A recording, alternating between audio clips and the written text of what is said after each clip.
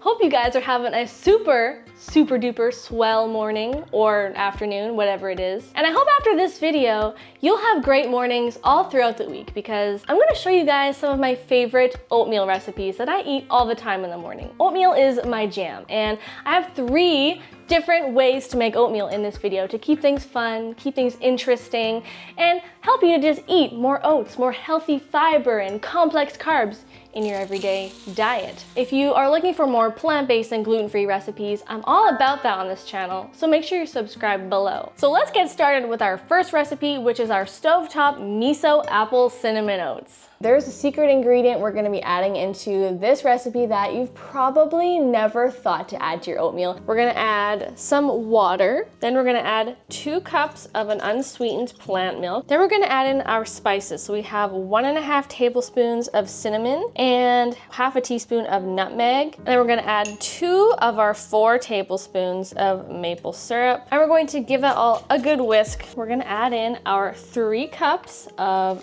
rolled oats. And then we're gonna add half of those chopped apples. My kitchen smells so good. Now we can add our last half of those chopped apples. Then we're gonna add our remaining half of a tablespoon of cinnamon and 1 teaspoon of ground ginger, 2 tablespoons of maple syrup. And now for the moment we've all been waiting for, we're gonna add the miso paste. Now we can stir in that miso paste into the oatmeal. Yum! I know it doesn't look like much, perhaps, to you guys, but there's lots of good stuff going on here. It almost kind of like makes the apples more saucy. The moment I have been waiting for. Let's give her a go. Boom. Okay, all I have to say is don't knock it till you try it. That is honestly some of the best apple cinnamon oatmeal I think I have ever tried, let alone made. It's just there's this little je ne sais quoi, this little extra bit of flavor that has just enhanced everything. The flavor and the sweetness of the apples, the cinnamon, the spiciness and the warmth of the spices. I don't know how else to explain it other than it just made this taste way better. It's not bland, it's not boring, it's delicious.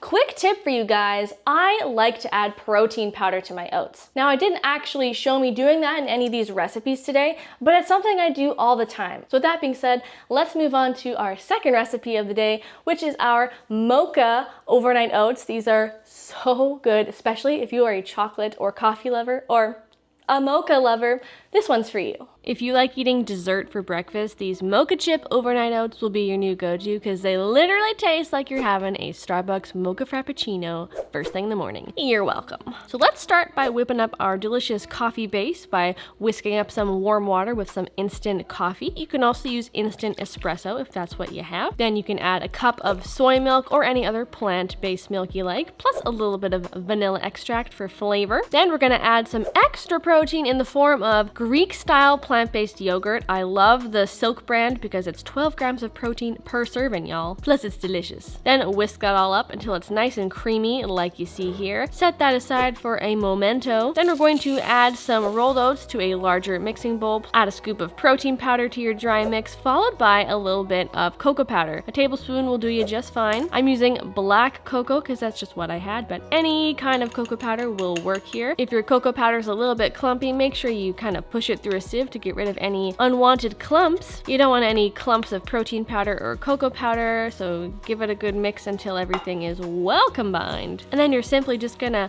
mix the wet ingredients into the dry until there's no dry spots or clumps remaining. You want that to be silky smooth and creamy like so. Then just let it sit aside on the counter for about 10 minutes to let it thicken up just ever so slightly. And then because we're making enough overnight oats for 2 people in this recipe, you're going to just divide the mix mixture into 2 different cups or bowls or whatever you have, and then let that soak in your fridge overnight. Easy peasy. Now this next ingredient is optional but highly recommended. We're gonna crack open some vegan whipped cream. I love this stuff from Chaw's. Their coconut whipped cream is delicious. And then we're gonna make up a really quick chocolate sauce just by combining some cocoa powder, maple syrup, and plant milk. That's it. So quick, so easy, but so effective and so tasty. Give it a quick mix until the cocoa powder has dissolved into the liquids, and then grab your fancy dancy little jar of overnight oats, which have thickened up beautifully overnight. You could turn that thing upside down and nothing would come out, I promise. And then top it all off with a little dollop of plant-based whipped cream. If you don't have whipped cream, or that's just not your jam, you can absolutely use some plant-based yogurt. That would be totally delicious. Pour over a little drizzle of that thick, rich, chocolatey sauce, and you're well on your way to a delicious little desserty breakfast. But wait, you gotta add those chocolate chips. But if you don't want chocolate chips, you can also use cacao nibs if you want to lower the sugar a little bit. Ain't no shame in that. And there you go. Does that not look like the absolute most bangin'